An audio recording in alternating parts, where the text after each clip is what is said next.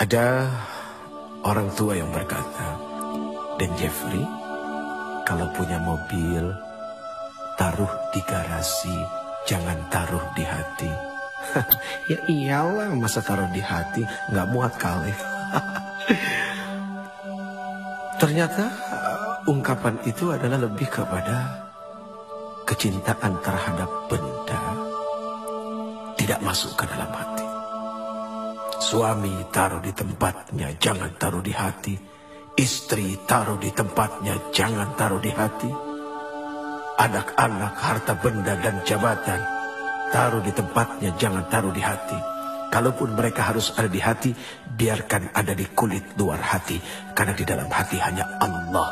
Allah, Allahu Akbar.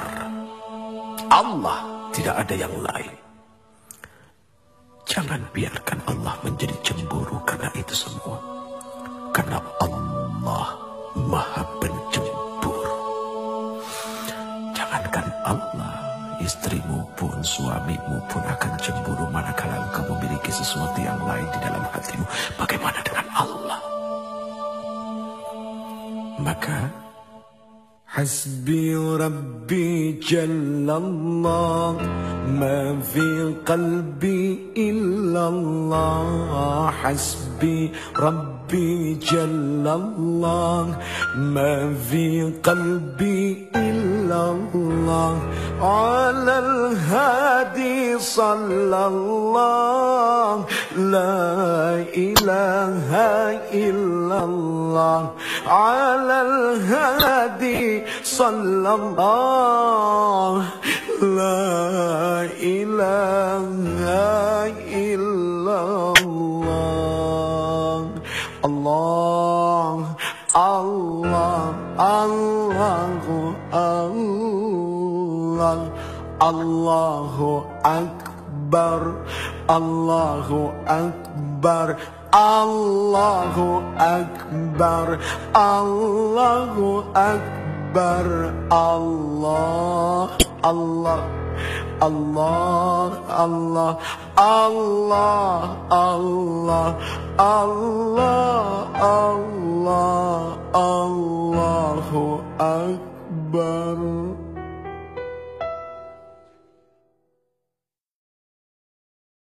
Istighfar adalah meminta ampun kepada Allah. Seorang Rasul saja, Muhammad bin Abdullah alaihi salatu wassalam, beliau masih meminta ampun kepada Allah. Bahkan beliau bersumpah, demi Allah, sesungguhnya aku setiap hari senantiasa beristighfar dan memohon ampun kepada Allah. Padahal sudah jelas seorang Rasul sallallahu alaihi wasallam, al-ba'tsun, orang yang dijamin surganya oleh Allah, masih meminta ampun kepada Allah. Berarti jelas memohon ampun adalah wajib. Apakah kepada Rasul, kepada Nabi, kepada wali, apalagi kepada orang-orang seperti diri ini.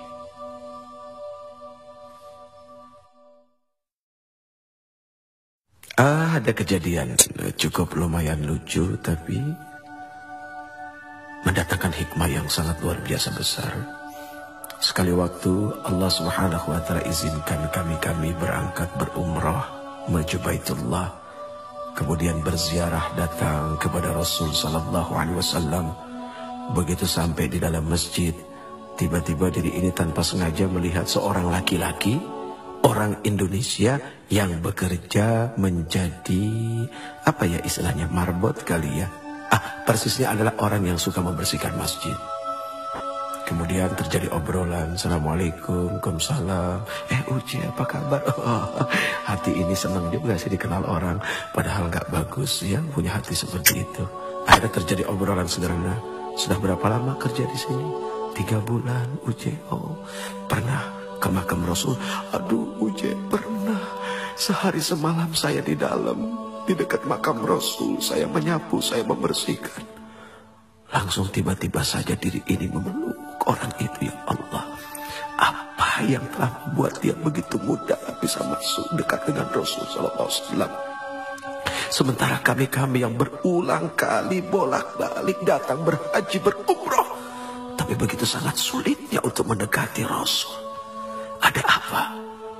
Akhirnya duduk di raudhah berpikir. Allah berikan jawaban. Oh, ternyata kalau ingin bertemu dengan Rasul, tidak usah bawa uang, bawa pel sama sapu. Bingung kan? Sapu. Hanya dengan membawa sapu dia bisa sedekat itu dengan Rasul. Inilah terkadang orang suka merendahkan jabatan orang lain yang lebih rendah daripadanya. Padahal maaf, seorang manajer belum tentu sering-sering bisa ketemu dengan seorang presiden direktur. Malah office boy-nya yang hampir setiap hari ketemu dengan presiden direktur. Bahkan bukan tidak mungkin seorang office boy bisa duduk di kursi presiden direktur ketika dia ngebersihin kamarnya. Ini kan subhanallah, perkara sederhana. Sapu, apa arti sapu? Sapu itu punya sifat membersihkan. Berarti bagaimana kita menyapu hati kita dari dengki, dari iri. Ternyata itulah yang membuat seseorang bisa menjadi dekat dengan Rasul. Hanya orang-orang yang hilang dengki dan tidak punya iri, dan senantiasa bersyukur dengan apa yang Allah berikan, kemudian bermujahadah, senantiasa istiqamah dalam ampunan, taubat dan nasuha kepada Allah, hanya kepada Allah. Itu yang akan membuat dekat dengan Rasul sallallahu alaihi wasallam. Ya Rasul, diri ini rindu kepada Engkau. Semoga kami menjadi orang-orang yang didekatkan dengan Engkau. Lalu kedekatan kami kepada Engkau menjadi kedekatan kepada Allah Subhanahu wa ta'ala. Ya Allah, ampuni kami dengan segala kekotoran hati kami dan perasaan merasa paling baik daripada yang lain. Subhanallah, Maha Suci Engkau ya Allah. Semoga kita dijadikan orang-orang yang pandai mensyukuri apa yang telah diberikannya.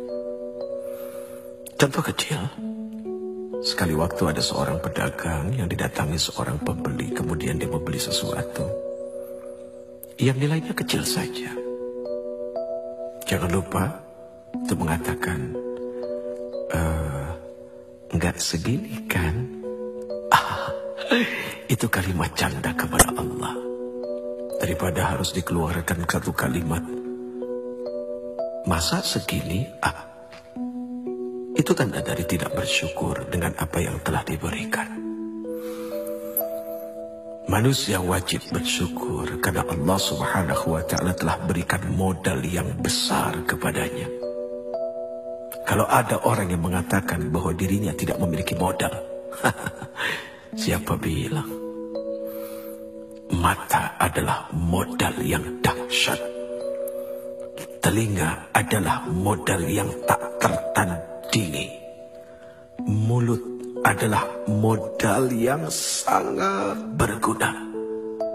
Bagaimana dengan akal, fikiran? Sudah pasti itu bisa menjadi modal kekuatan hidup dunia dan akhirat. Terima kasih, terima kasih.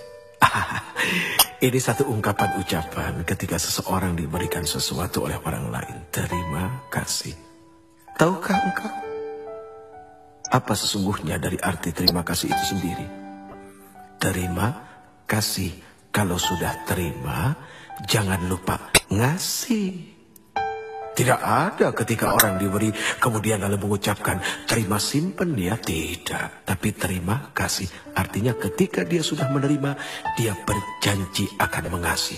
Dan ketika mengasihi sudah pasti dengan kasih.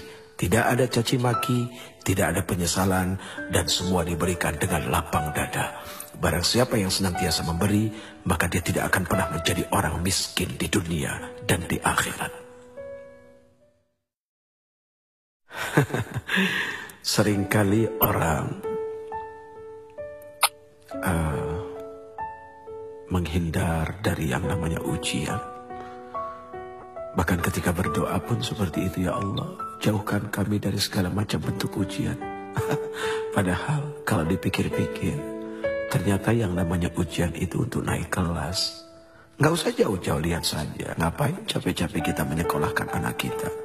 Dari TK, kemudian SD, SMP, SMA, sampai ke university. Dari TK ke SD, apakah tidak ada ujian? Kan pasti pakai ujian. Kemudian dari SD sampai ke SMP, apakah tidak pakai ujian? Kan pakai ujian. Kemudian dari SMP ke SMA, SMA ke kuliah. Harusnya curiga kalau seandainya hidup tidak diuji. Lihat saja, misalnya ada seorang mahasiswa kuliah 6 semester, tapi nggak pernah ada ujian. Kan aneh. Makin berat ujian, berarti makin dahsyat juga gelar yang akan diberikan. Tapi kok nggak selesai ujiannya? Ya tanya ke Allah dulu, ngambil berapa SKS, kan begitu. Sederhana, selama kita berada dalam ruang ujian, 15 pertanyaan kita diberikan. Kita cuma jawab 7, jangan harap bisa keluar dari ruang ujian. Ya jawab, selesaikan. Persoalan apakah jawaban itu benar atau tidak, serahkan kepada Allah, yang penting sudah berusaha untuk menjawab. Dunia ini seperti kampus, tempat orang berdebat, tapi pada akhirnya berujung pada satu ruangan, yaitu ruangan ujian.